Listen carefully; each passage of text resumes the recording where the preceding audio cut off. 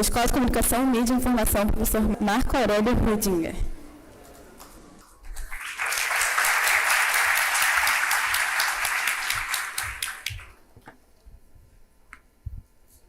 Entender com esse... Bom, falar depois aqui do Tiago Bottino é uma covardia. DASA. Como é que você faz isso comigo? Eu estou vivendo um momento muito triste aqui nesse momento. Mas, assim, a Escola de Direito também é um certo xodó para a gente, tem nos ajudado muito. Isso não em detrimento de nenhuma das outras escolas, enfim, já foi DEBAP, é uma grande escola, enfim. Economia tem o Rubem Cisne, um grande amigo meu também. Então, eu acho assim, qualquer escola que vocês escolherem da Fundação, eu não tenho dúvida que vocês vão estar escolhendo a melhor possível opção que tem no Brasil. Tá? Tanto Rio ou São Paulo. Eu tenho um orgulho enorme de estar na Fundação. Eu estou na Fundação há muito tempo, né? Eu vou fazer quase 20 anos de Fundação. Eu trabalhei na área privada, em consultoria, na Centro. Eu trabalhei em governos, vários. Tá? Eu dei aula em várias instituições. Eu morei nos Estados Unidos, estudei nos Estados Unidos. Então, eu digo para vocês, sem sombra de dúvida, a Fundação, se ela fosse assim, transplantada hoje assim, para os Estados Unidos ou para a Europa, ela não ficaria devendo nada às instituições que estão nos Estados Unidos ou na Europa. Tá? É claro, a gente vai ser Harvard, mas a gente vai estar ali perto. Entendeu? Vocês têm aqui uma instituição que é primorosa. E tem uma coisa que o nosso presidente sempre fala, que eu acho importante, que é a missão da Fundação. Toda organização, vocês viram a apresentação da IBAP, né? Então, a primeira coisa, falando, não, a organização, você está em tudo que tem, né, alguma estrutura de propósito e tal, quando você junta as pessoas, você tem, para ter eficacidade, você tem que ter organização. Né? Então, as organizações permeiam a nossa vida. Né? Mesmo quando você é empreendedor, né, você cria um canal, por exemplo, seu na internet, por exemplo, no YouTube, você tem que ter um mínimo de organização, senão fica uma bagunça. Então, toda organização tem uma missão. E a missão da Fundação está escrita assim, em pedra. Né? Todo mundo que entra para a Fundação, aqui, os professores, aprendem. Nossa missão, nosso compromisso é promover o desenvolvimento do Brasil. Então, quando a gente forma vocês, é claro, querendo entregar para vocês o melhor possível. Mas a gente sabe que vocês é que vão construir o Brasil. Então, isso é uma coisa que é muito cara para todos nós.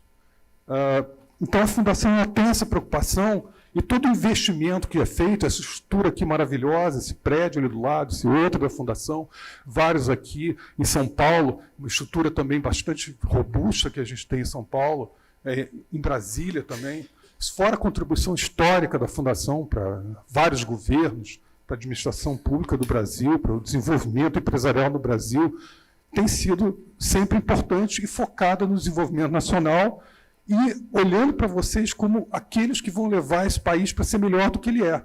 Eu imagino que todos vocês querem o Brasil melhor do que ele é hoje. Né? Então, pensando nisso, a Fundação resolveu fazer um investimento numa escola nova. E eu fico muito orgulhoso de estar aqui, e tem uma série de professores nossos que estão aqui hoje comigo também, não todos, mas uma boa parte, que vão encontrar vocês mais tarde. Eu peço para vocês, mesmo que vocês vão assistir os outros colegas das outras escolas, dá uma passadinha também para ver o que a gente tem para oferecer, que é bem interessante. Né? E esse oferecimento que a gente tem, ele está vinculado com uma coisa importante, que é a comunicação digital redefine o futuro de vocês. Então, isso foi uma aposta que a Fundação fez. E por que a Fundação fez essa aposta? Basicamente porque a gente vive um momento de uma transformação, e vocês são a geração, talvez, que vive de forma isso mais naturalizada, não uma coisa distante para vocês. Né? Por exemplo, o uso dos celulares, né? A cultura do TikTok, o Instagram, a informação através da visualização e não do que é escrito ou que é lido, simplesmente. Né? Então, vocês vivem um mundo de uma transformação tão radical, mas tão radical, que quando a gente pensa no que a gente vai consumir, no que é produzido, no que tem valor, talvez pela primeira vez na história, a gente está comprando uma coisa que é tão intangível que era inimaginável há 10 anos atrás. Eu estou falando 10 anos atrás. Imagine cada um de vocês onde você estava há 10 anos atrás. Então, hoje, vocês têm uma situação em que o olhar virou uma mercadoria. Para pensar. Quando vocês compram um carro, ou compram um equipamento de som, ou compram uma roupa, é uma coisa tangível. Mas hoje, quando vocês olham o celular, o tempo que vocês passam, por exemplo, por hipótese, no Instagram e param numa determinada coisa, esse tempo vocês ficam mais ali. Ele está sendo medido.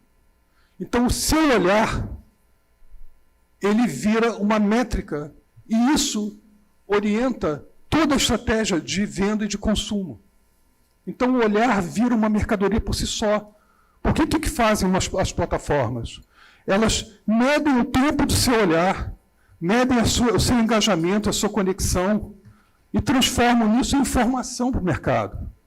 Então, você, sem querer, você está produzindo uma mercadoria que ela é comodificada, mas ela é totalmente intangível, é o olhar. Isso é uma coisa extraordinária, isso muda completamente tudo que a gente está imaginando e vendo. Então, a ideia dessa escola é porque os processos sociais, os processos econômicos, os processos políticos, toda a dinâmica internacional hoje, ela é redefinida pela estrutura de comunicação. Então, quando a gente pensa em comunicação, o sujeito vai ser assessor de comunicação, pode até ser. O sujeito vai ser um jornalista, pode até ser. Mas o que eu estou falando são pessoas que estrategicamente usam a informação, sabem usar essa informação e sabem traduzir essa informação para a visão de futuro das empresas, para a sua própria visão de futuro, ou da empresa que ele está criando, porque a informação permite que vocês também sejam empreendedores de vocês próprios. Então, o que eu estou dizendo para vocês é que esse é o estado que a gente vive hoje, porém ele não é estático, ele é extremamente dinâmico. Então, essas mudanças que a gente tem hoje, que são tão interessantes e, ao mesmo tempo, tão impactantes na vida de cada um de nós, elas ainda são pouco pelo que ainda está vindo. Está vindo muito mais por aí. E o nosso objetivo aqui na Escola de Comunicação, Mídia e Informação, através do curso de graduação em Comunicação Digital, o nosso foco é preparar vocês não para o emprego que está indo embora, mas para os empregos e para as oportunidades de ganhar dinheiro que estão chegando. E eu entendo que os pais de vocês, por exemplo, têm uma preocupação. Eu vou pagar a mensalidade alta, etc, etc. E eu quero que tenha um retorno para o meu filho, eu acho legítimo. E eu estou dizendo para vocês que a comunicação é um dos campos onde isso vai se dar de forma mais contundente. E ela conversa com as outras áreas, ela conversa com o nosso querido direito aqui, do qual a gente tem continuamente se aproximado e provavelmente a gente vai buscar um double degree, mas também com outras áreas aqui, matemática, enfim, e ciências sociais. Então, só para dar uma noção para vocês olharem esse gráfico, vocês vão ver que como as pessoas consomem, por exemplo, informação através das plataformas. E a maior parte das pessoas hoje consome através de aparelhos digitais. Não consome através de rádio, não consome através de televisão, não consome principalmente através de mídia impressa. A gente está consumindo crescentemente mídias digitais. Esse outro gráfico aqui mostra uma coisa interessante. 54%, isso é um dado americano, 54% de jovens, muitos jovens americanos, são consumidores fortes de informação digital. Esses caras, como vocês, em 10 anos, estão na liderança dessas empresas ou em staffs intermediários de geração de produtos e estratégias de apoio à alta gestão. Se a gente somar isso, que é esse net hard 54, com quem usa, de certa forma, somewhat easy, está aí, são mais 26, vocês veem a transformação absolutamente dramática que está se vivendo, e eu diria para vocês que quem não entrar nessa e não entender o uso de dados, mas o uso de dados e também o processo social e o processo econômico que se dá por detrás dessa estrutura de comunicação, está fora do mercado. Porque hoje as mudanças e as decisões têm que ser tomadas em tempo real. Você não tem tempo, você não tem dias, você não tem mudanças. Eu me lembro que antigamente, quando se fazia, por exemplo, uma pesquisa eleitoral, era a cada 2 semanas, 3 semanas, uma pesquisa de consumo de um produto novo, uma vez por ano, uma vez a cada 6 meses. Hoje em dia, a gente faz essas pesquisas em tempo real, a gente faz na hora, a gente faz dia a dia. Né? Eu vou mostrar aqui para vocês, daqui a pouco, como é que os nossos laboratórios operam e como é que vai ser a estrutura da escola. Essa escola é tão nova que são os laboratórios mais modernos da Fundação e eles estão terminando de ser instalados agora aqui no 7º andar. Eles estão prontos em outubro. Em outubro, a escola está pronta para vocês entrarem. E eu vou mostrar um pouquinho para vocês como é que vão ser esses laboratórios. E, no final, vou mostrar para vocês como é que é um laboratório em ação. Eu vou mostrar, de fato, como é que as coisas ocorrem. Esse aqui é um outro dado interessante, como as gerações de 16 a 34 crescentemente se formam pelo digital. E também, aqui é um outro ponto importante, como as plataformas que usam meios iconográficos ou imagens, cada vez mais são as que estão protagonizando. Aí, como é que você vai medir, por exemplo? É fácil você pegar e medir, por exemplo, no Twitter, como é que a tendência das pessoas está se dando para qualquer coisa que vocês possam imaginar. Seja para a economia, seja para a saúde, seja para a educação, seja para a política, não importa. Você consegue medir, consegue entender para onde a gente está indo e saber ter informação é ter poder. E é isso que define o futuro de vocês nas empresas. São aqueles que ajudam as empresas a conseguirem se conduzir, ganhar mercado e ter impacto. Né? Agora, como é que você faz para medir uma imagem? Como é que vocês fazem para medir uma música? Ou um bordão? É muito diferente quando você tem 200 likes, 300 likes. Então, o que eu estou querendo dizer para vocês, em síntese, é que a escola de comunicação ela visa objetivamente e de frente promover oportunidades de futuro para vocês. Então, como é que a gente faz isso? Em primeiro lugar, a experiência que a gente tem. Essa estrutura de comunicação que a Fundação criou, que é top de linha internacional, ela tem mais de 10 anos de trabalho. Quando a gente começou a fazer, ninguém entendia absolutamente nada do que se passava no mundo digital. No Brasil, raríssimas pessoas faziam pesquisa com isso. Nós temos 11 anos de pioneirismo em análise com isso. Mas como é que a gente faz um negócio desse? Como é que a gente consegue construir isso? A gente junta uma estrutura multidisciplinar, que eu acho que é única, na verdade, porque a gente traz, é óbvio, os estudos de comunicação, né, Communication Studies, a gente traz a linguística, ou seja, como a gente estrutura a nossa língua que muda a cada mês, a cada ano, palavras novas que se incorporam, o uso que é regionalizado, inclusive, muitas vezes numa região uma coisa quer dizer diferente, tem um impacto diferente na língua do que em outra região. E entender isso, a gente entende preferências de consumo, preferências de investimentos econômicos, tendências de mercado. Né? Então, a linguística ela se torna importante e ela compõe, na verdade, é o que se aprende, vai se aprender no nosso currículo, a construção de strings linguísticas para se filtrar os bilhões de informações que nós coletamos, e nossa base de dados aqui é gigantesca, nós coletamos diariamente. E como é que a gente filtra essas informações? Simplesmente não pega, bota no Google Analytics e daí você tira uma resultante qualquer, você tira uma frequência, uma análise de frequência. A gente não faz isso, a gente filtra através da língua. Isso é extremamente sofisticado. E, finalmente, o uso intensivo de tecnologia. Então, a gente usa uma série de softwares, a gente usa estudos, bancos de dados, a gente entende e trabalha com plataformas distintas e crescentemente de comunicação entre as pessoas, por exemplo, games. Todo mundo aqui provavelmente joga games, e games se tornam não só um elemento de lazer, mas crescentemente um espaço de comunicação entre as pessoas.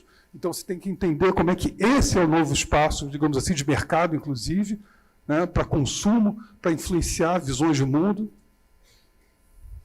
E esse, por exemplo, é um dos primeiros trabalhos que nós tivemos. Esse trabalho, especificamente, eu apresentei em Washington, no Departamento de Estado, porque ele analisava o impacto das redes da desinformação no Brasil.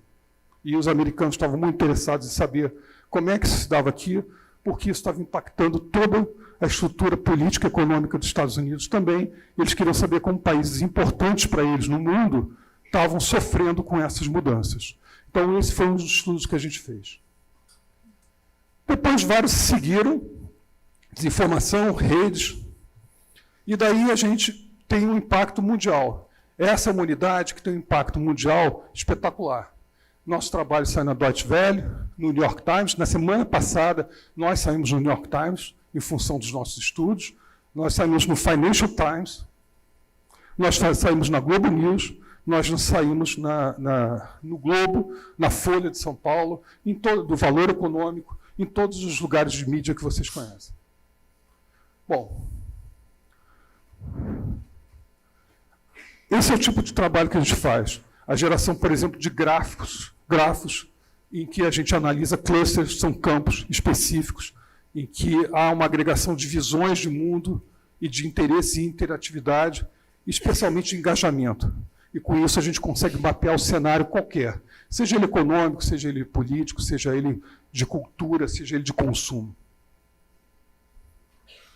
Então, por exemplo, nós trabalhamos extensivamente com bancos. Os bancos precisam entender, não só como seus clientes estão vendo o seu próprio oferecimento de produtos e serviços, mas também como estão vendo a economia. Então, particularmente, assim, os bancos têm interesse de entender isso em tempo real. Então, a Febraban, um dos clientes nossos. Nós trabalhamos com outras organizações, estou dando só um exemplo, Greenpeace, por exemplo. Então, todo o mapeamento ambiental no Brasil e toda a dinâmica da política ambiental no Brasil, ela recebe relatórios nossos, o Greenpeace trabalha com informações nossas. Na política também, nossos relatórios orientam e analisam o cenário político e as propostas de mudanças todas, dos diversos campos, cenários e matizes políticos, independente de qualquer preferência política eleitoral. Isso não existe, a gente faz uma análise científica do processo. E a gente tem um impacto gigantesco com os atores chaves. Aqui no caso, por exemplo, a senhora aqui, Catarina Barley, ela foi ministra da Justiça da Alemanha. Ela veio do nosso seminário e ela hoje é vice-presidente do Parlamento Europeu. Aqui, obviamente, vocês conhecem o ministro Alexandre de Moraes, e outros, aqui o embaixador da Alemanha, aqui foi o presidente da Câmara, aqui o Sérgio Dávila, que é o diretor da Folha de São Paulo. Enfim, nossos seminários todos têm um impacto enorme em key players. A gente tem um interesse muito grande em impactar aqueles caras que tomam decisão. E a gente entende que eles precisam da nossa visão, né? E a nossa estrutura, então, para não puxar demais o tempo de vocês, a nossa estrutura, eu vou só dar um glimpse, assim, vou dar só uma passagem rápida da estrutura que está terminando de ser montada aqui em cima. Ela se baseia basicamente em laboratórios. Aí eu tenho uma observação a fazer. Nossa estrutura de ensino tem 2 vetores. O primeiro, estudo de casos. A gente trouxe a mesma metodologia que é usada em Harvard, a gente trouxe para cá em cima de estudos de casos que foram preparados para o nosso ambiente aqui. E o segundo vetor que nós temos, nós trabalhamos em cima de laboratórios. Então, a gente não quer simplesmente pegar e ensinar vocês a teoria e vocês ficarem na teoria, a gente quer que vocês partam do laboratório e dali aprendendo na prática como se faz, vocês vão chegar na teoria conosco. Então, um dos laboratórios que a gente tem é um estúdio, um Stream Studio, para ser construído canais e vocês entenderem como isso se faz e vocês próprios poderem construir os canais de vocês. O segundo laboratório é o App Lab, que já faz isso que eu mostrei antes, aqueles gráficos, aquelas análises. E esse é um ponto legal, porque vocês vão ver daqui a pouco, num documentário que foi feito pela Amazon sobre o nosso trabalho. Se vocês forem na Amazon, vocês vão poder ver ele todo, né? Mas tem uma parte substantiva do documentário que é feita não só conosco, claro, mas tem uma parte substantiva que usaram os nossos laboratórios para entender o que estava se processando em 2018. Na época da eleição, eles queriam saber como é que a gente analisava, e a gente mostrou. A gente vai passar aqui 4 minutinhos para vocês verem. Tá? Então, tem um documentário interessantíssimo na Amazon, que vocês vão poder ver, mas esse laboratório é o laboratório no qual a gente constrói isso e ensina vocês a entender como se fazer. E, finalmente, o Cubo de Inovação. O Cubo de Inovação é uma coisa muito especial para a gente construiu, que é um espaço em que vocês vão ter realidade virtual, então vão usar equipamentos de realidade virtual e games. Basicamente isso. E entender como é que isso muda a vida de vocês e como é que isso gera um novo mercado de futuro no qual vocês podem se inserir e ter um desenvolvimento profissional espetacular. Esse aqui é um trabalho que, agora de tarde, vocês vão poder conversar com os professores. A gente criou um metaverso da escola. Esse foi o primeiro desenho que a gente fez. Vocês podem entrar, brincar, conversar e conversar com os professores e entre vocês e entender a estrutura da escola virtualmente. Esse foi, digamos assim, a semente do trabalho, né? E agora está sendo desenvolvido numa versão 2.0, junto com a Meta, junto com o Facebook. Tá? Então, junto com o Facebook, a gente está desenvolvendo uma segunda versão dessa primeira aí que vocês vão já poder usar, que foi, digamos assim, um exercício, e a gente está criando uma versão no metaverso da escola, no qual vocês vão poder encontrar os professores, ter acesso às aulas e conversar com seus colegas da hora que vocês quiserem, e, principalmente, aprender o que o Facebook ainda não colocou no mercado. Esse trabalho aqui já é usando as ferramentas que não estão disponibilizadas ainda no mercado e que eles estão testando. Isso é um negócio interessante. Conversando com o Facebook, eles têm uma dificuldade muito grande de definir o que vai ser de fato o metaverso. Eles têm as ferramentas, mas não sabem exatamente como vão usar para construir. Então, o que eles estão fazendo? Eles estão escolhendo algumas escolas no mundo e dando recurso, investimento e as ferramentas que os outros não têm. Estão falando para a gente, construam um experimento, nos ajudem a definir o que vai ser o metaverso. E a gente quer vocês no metaverso, quer vocês entrando nisso e vocês desenvolvendo isso.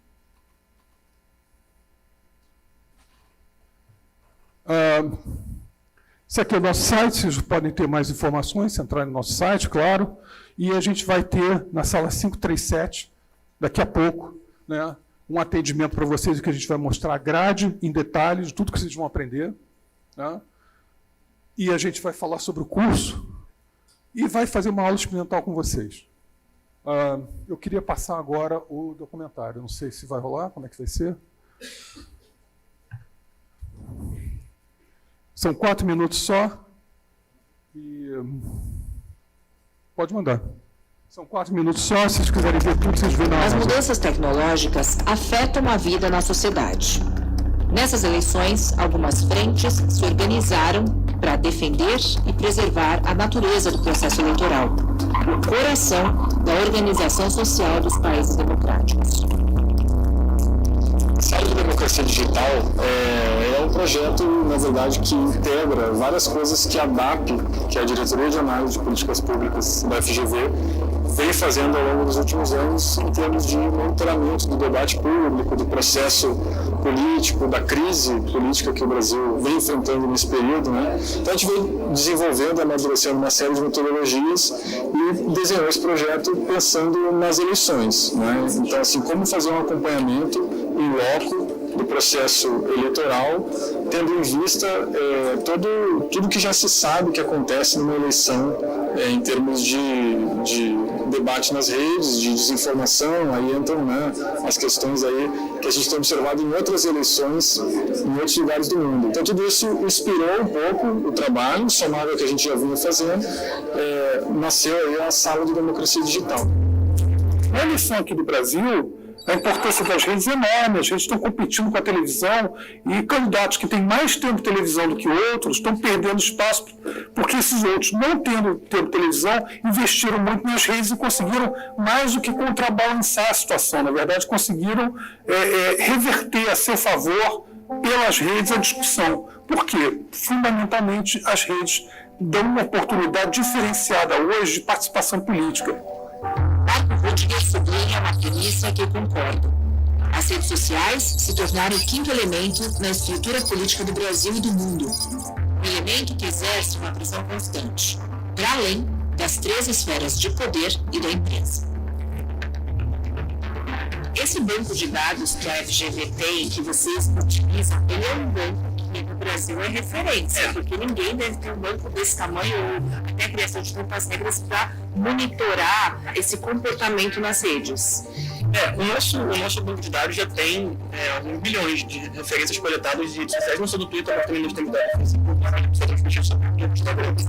E quando a gente faz esse trabalho, a gente sempre preserva os dados históricos para a gente poder estabelecer comparativo. E Lucas, existem palavras ou existem termos que possam ajudar nesse processo da equipe encontrar esses robôs, encontrar esses agentes que estão disseminando, pulverizando muita notícia, replicando muita desinformação nas redes? Mais do que exatamente palavras ou termos, o aspecto de linguagem que talvez seja o mais relevante no trabalho de ajuda a nossa equipe a identificar o fluxo de robôs e como está acontecendo a desinformação nas redes é a partir de determinados tipos de construções que, por exemplo, elas se apresentam de forma repetida em diferentes perfis que postam a mesma mensagem simultaneamente.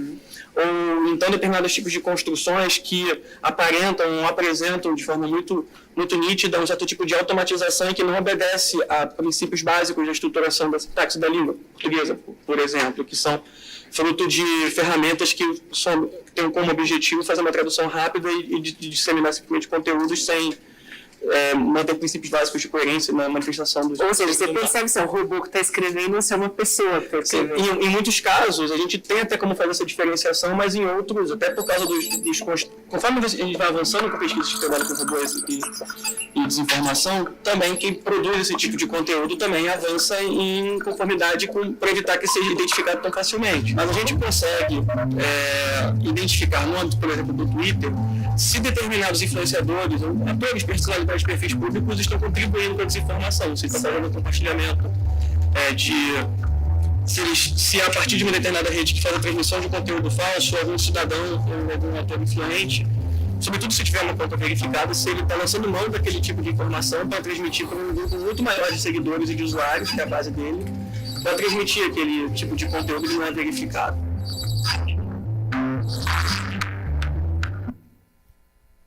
Bom, então só para fechar aqui com vocês, né, quem quiser ver o documentário todo está na Amazon, como eu falei, e basicamente então o que a gente faz, a gente tem uma carga muito forte de ciências sociais, né, a gente tem uma carga muito forte de ciência de dados, aí numa parceria inclusive com a matemática, com o professor Camacho, e a gente tem uma área muito forte, evidentemente, que é o core, que é de comunicação e estudos de Communication Studies. Tá? Nesse momento, assim, a gente tem uma parceria com a Northwestern University, que é, acho que é top, junto com o Stanford nessa área.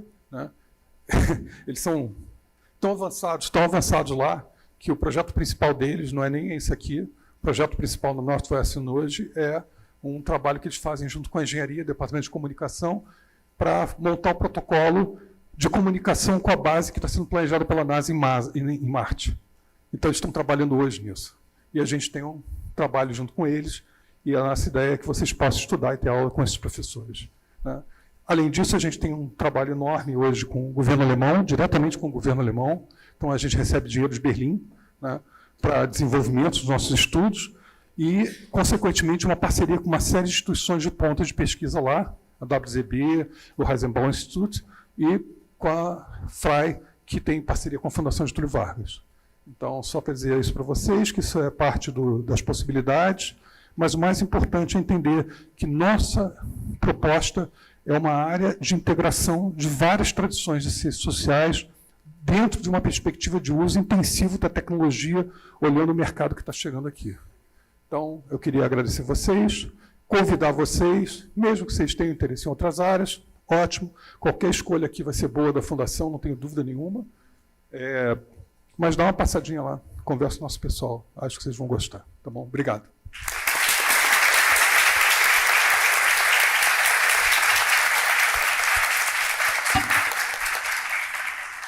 Obrigada pela apresentação, professor. Agora eu gostaria de chamar a queridíssima Beralda, do Núcleo de Estágios e Desenvolvimento de Carreira.